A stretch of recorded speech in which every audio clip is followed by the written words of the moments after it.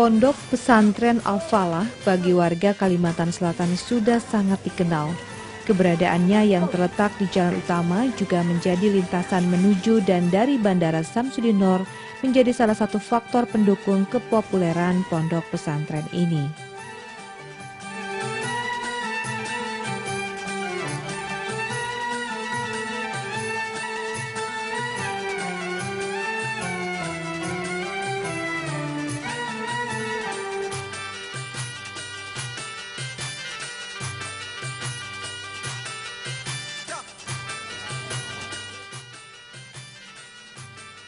Pondok Pesantren Al-Falah terletak di Kelurahan Landasan Ulin Tengah, Kecamatan Landasan Ulin, Kota Banjarbaru.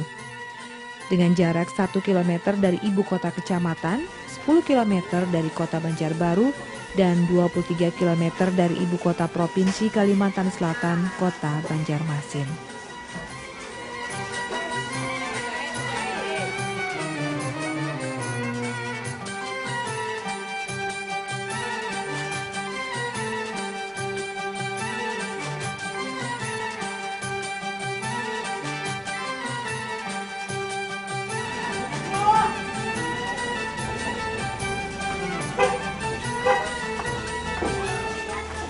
Al-Falah, sebuah kata yang diambil dari lafaz ajan yang bermakna marilah kepada keberuntungan dan keselamatan. Dengan makna ini, para pendiri berkeinginan agar orang-orang yang berada di dalamnya dan orang-orang pemerhati yang membantu kelancaran pendidikan Pondok Pesantren Al-Falah selalu mendapat keselamatan di dunia dan akhirat.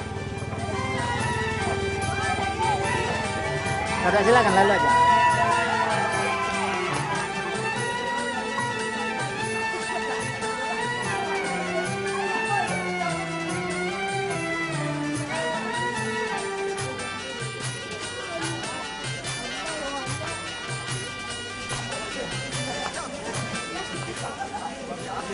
Pondok Pesantren Al-Falah didirikan pada 26 Juli 1975 di Prakarsai Al-Mukarram Kiai Haji Muhammad Sani yang dikenal dengan sebutan Guru Tani, seorang ulama dan mubalik. Muhammad Sani meninggal pada 14 September 1986.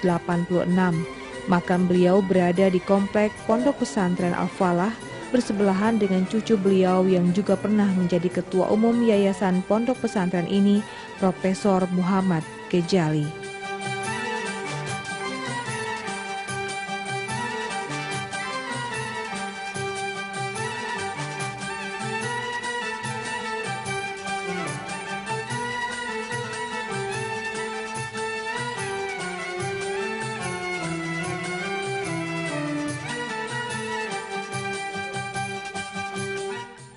Siapa yang menyangka pondok pesantren yang sudah memiliki ribuan alumni ini saat pertama kali membuka pondok hanya memiliki 26 santri. Wilayah ini, di mana pondok pesantren berdiri, masihlah berupa kawasan hutan sepi dari permukiman. Berbeda dengan saat ini, di mana pondok pesantren Al-Falah sudah dikelilingi permukiman yang ramai. Meski demikian, Al-Falah tetap tidak berubah, tetap netral, tidak berada di bawah naungan organisasi apapun, tetapi berada di bawah Yayasan Al-Falah yang bersifat independen dan mandiri, menjalankan lembaga pendidikan dari tingkatan taman kanak-kanak hingga sekolah tinggi agama Islam Al-Falah. Sebenarnya intinya Yayasan Pondok Pesantren mewujudkan pesantren ini awalnya itu adalah untuk menciptakan orang yang terdidik dalam agama. Kalau orang sebelum saya itu mengatakan ingin mencetak orang alim yang seperti di kampung itu. Seperti di kampung itu kalau orang ada selamatan yang membaca doa mesti ada. Kalau ada kematian yang mentalkin mesti ada. Kemudian kalau ada orang melakukan khutbah Jumat mesti ada.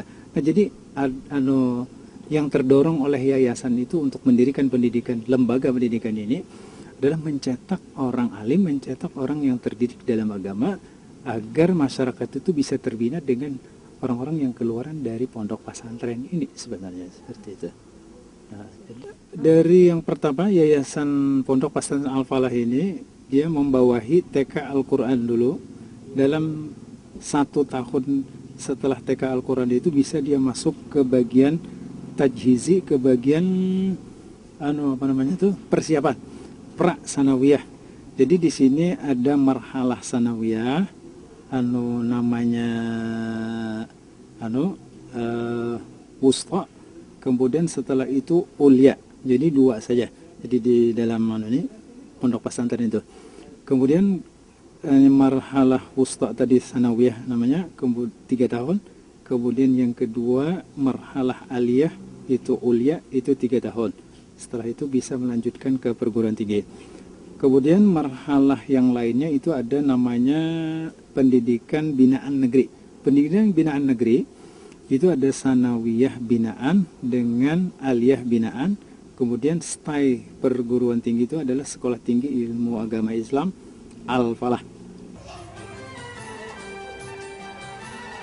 Eksistensi pondok pesantren sudah sangat diakui. Para pengajar maupun santri sendiri sering diundang untuk mengisi acara di berbagai kegiatan keagamaan di Banjarbaru dan sekitarnya. Tenaga pengajar pada Pondok Al-Falah merupakan alumni Timur Tengah dan lulusan Sekolah Tinggi Agama Islam Al-Falah sendiri, serta beberapa pesantren di Pulau Jawa dan Darussalam, Martapura. Bismillahirrahmanirrahim. Assalamualaikum warahmatullahi wabarakatuh. Kita kembali belajar untuk mata pelajaran fikih ini. Sekarang coba buka halaman 23. Kita hari ini akan membahas tentang kitab shalah. Kita semuanya sudah tahu dan sudah mengerti, bahkan sudah melaksanakan dengan ibadah yang telah disyariatkannya, yaitu yang salah satunya adalah ibadah kita, yaitu ibadah sholat. Ibadah sholat yang diwajibkan kepada kita yaitu ada 5 waktu. Kita sholat dari pagi, dari sholat subuh, sholat zuhur, asar, maghrib, dan isya pada malam hari. Di dalam ibadah-ibadah sholat tersebut terdapat berbagai rukun-rukun yang seperti terdapat di dalam kitab tersebut. Pertama yaitu ada niat. Yang kedua, berdiri bila mampu. Selanjutnya membaca Al-Fatihah. Dan seterusnya diakhiri dengan salam, yaitu pada rukun yang ke-13. Di dalam ibadah sholat, selain terdapat rukun, juga terdapat beberapa syarat-syarat sah dalam mengerjakan sholat. Syarat sah tersebut misalnya suci dari hadas dan najis. Dan juga ada nanti syarat wajib. Di antara ada syarat sah dan syarat wajib, sudah paham. Kalau syarat sah yaitu syarat-syarat yang mensahkan sholat kita dari awal sampai habis. Itu dari pelaksanaan sholat sampai yang mengakhiri sholat. Sedangkan syarat-syarat wajib adalah syarat-syarat yang mewajibkan kita, untuk melaksanakan sholat. Jadi ada perbedaan. Sampai di sini ada yang mau bertanya tentang pelajaran kita tadi? Mungkin Maulana ada pertanyaan tentang ibadah-ibadah sholat yang telah kita pelajari tadi? Ya, silakan Maulana. Apa perbedaan sahnya sholat tadi lawan syarat-syarat sholat? Untuk pertanyaan Maulana, jadi bertanya bagaimana tentang perbedaan syarat sah sholat dan dengan syarat-syarat yang lain. Nah, perlu kita dimengerti bahwa dalam melaksanakan ibadah sholat terdapat beberapa komponen. Yang pertama ada rukun sholat, lalu ada syarat sah sholat, dan ada syarat wajib. Nah, syarat sah sholat itu adalah syarat-syarat yang mensahkan sembahyang kita. Artinya sholat kita dianggap sah apabila di dalamnya tersebut ada beberapa syarat. Sedangkan wajib, seorang muslim itu dikatakan wajib melaksanakan sholat apabila sudah masuk ke dalam syarat-syarat wajib.